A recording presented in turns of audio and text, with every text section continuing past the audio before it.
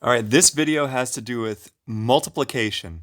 The same multiplication you first learned about in elementary school, but I really do think I'm going to put a new twist on it, and I'm going to help you understand what multiplication is, maybe for the first time ever.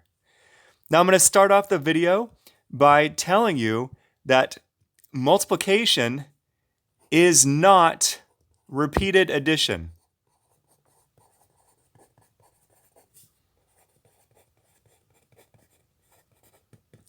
I know many of you were taught this in elementary school, but it's just not completely true. Multiplication is not repeated addition. Maybe repeated addition will work as multiplication when you do 2 times 3. I mean, you have 2 apples 3 times, you got 6 apples. But how do you do repeated addition if you do something like pi times 2? How do you add something to itself pi times? Or what if you did e times the square root of 2? How do you interpret that as repeated addition?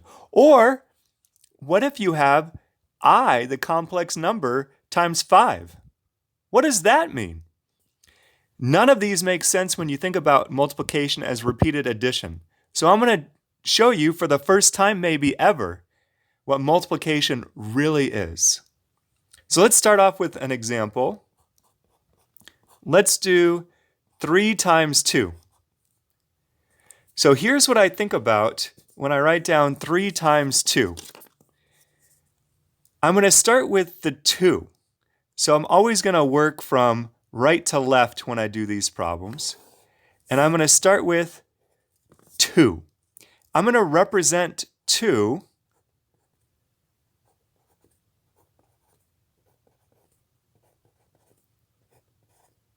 represent 2 with a line of length 2. And I'm going to put an arrow at the end of this line to help me know that the line is pointing this way. So this is like a stick of length 2. That's 2. So this is 2. So what is 3 times 2? It's not repeated addition.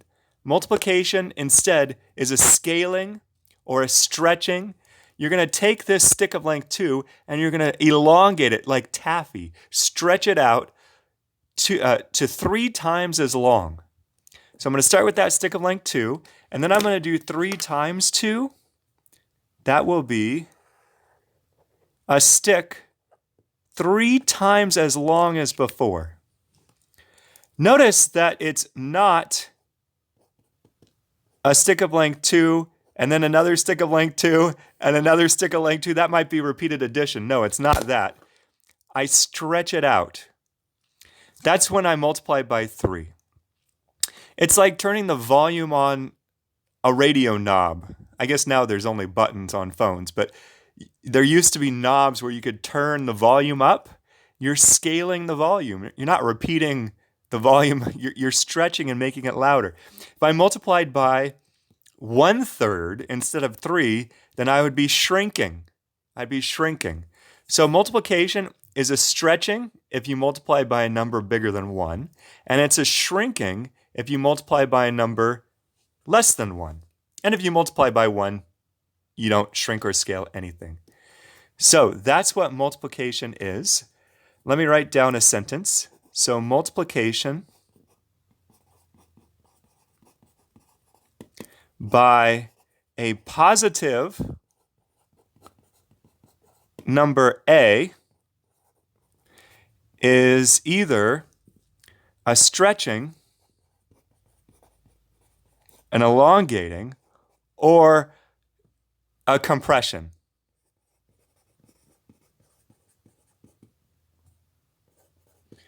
A shrinking. So it's either a scaling or a shrinking. Just like I multiplied by 3 here, that would be my number A. So that's how you multiply by a positive number only. Multiplication by a negative 1 does something different. So multiplication by a negative 1 that rotates. Think of multiplication by -1 as a rotation. A rotation 180 degrees, and if you'd like, that's pi radians. And we'll do it counterclockwise.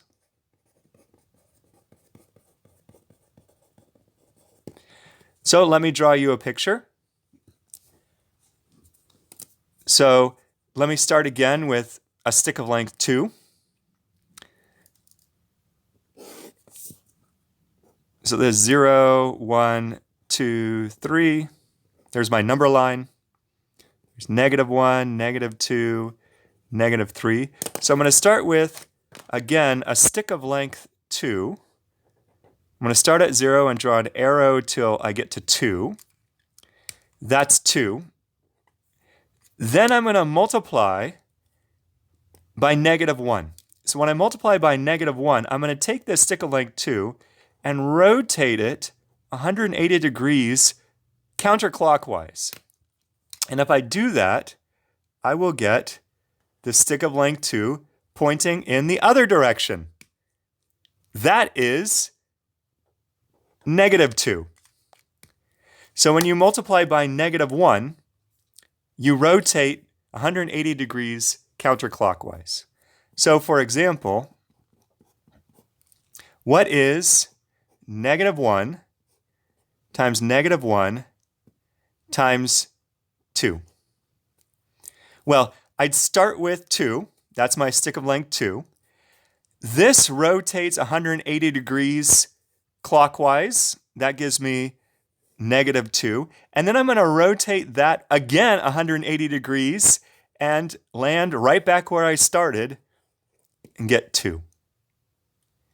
This is why a negative times a negative is a positive. When you multiply by -1 twice, you're rotating 360 degrees, or 2 pi radians. That's why two negatives multiply give you a positive.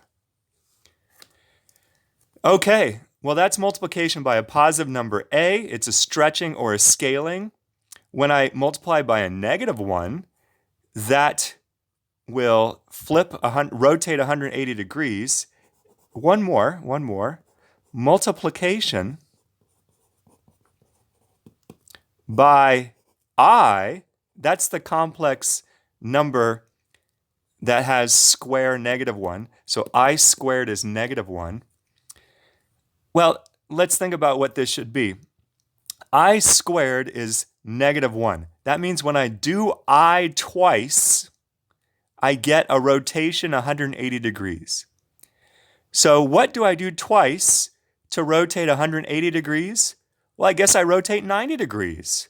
So multiplication by I rotates 90 degrees, or that's also pi over 2 radians, counterclockwise.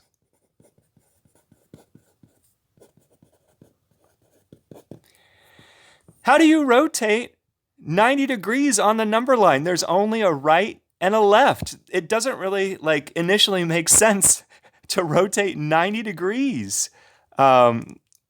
This is why complex numbers gave mathematicians a start when they first were thought about hundreds of years ago. They weren't necessarily accepted right away because we have a number line. We have a right and a left. We don't have an up and a down.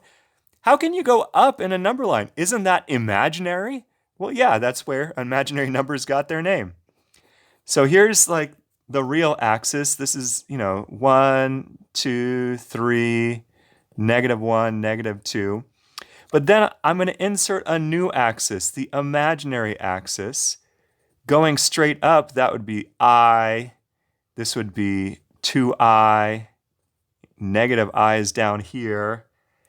So for example, this coordinate would be 3 plus I, because I go over 3 in the real axis direction, and I go up 1 in the imaginary axis direction to get the complex number 3 plus I. Okay, so multiplication by I rotates 90 degrees. So here's the picture. maybe I have a vector line or a stick or a vector of length 2. So there's my length 2 object.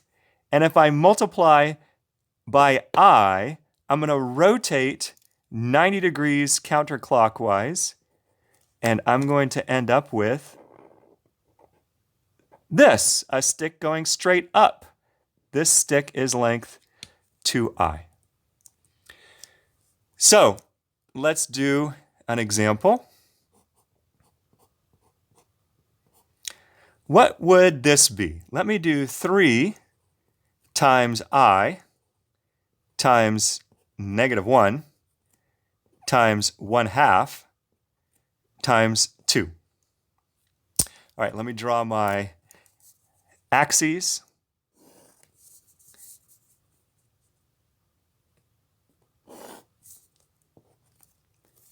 So here is 1, 2, 3, I, 2I, 3I, -1, -2, -3, -I, -2I, -3I. Okay, what do I do? Well, I'm going to start initially on the right. I'm going to start with this 2. So I have a stick of length 2. Then the first thing I'm going to do is multiply by 1/2, working right to left. So I multiply by 1/2. That's a shrinking. 1/2 is a positive number. So that shrinks to give me something of length 1. So I'll do that in pencil. So there's 1. Then I'm going to multiply by -1. Multiplication by -1 rotates 180 degrees. So now I am pointing this way. Next, I'm going to multiply by I. Multiplication by I rotates 90 degrees counterclockwise. So now I'm going to rotate. So I rotated 180. Now I'm going to rotate another 90. I'm going down at this point. And then lastly, I'm going to multiply that by 3. That's a stretching or a scaling. So I'm going to take my current line and I'm going to make it 3 times longer. And then I'm down here. And I guess the final answer is 3I. So that's what I get when I multiply these things out. Okay, we're gonna arrive at a surprising conclusion to all this in the next video. I'll see you there.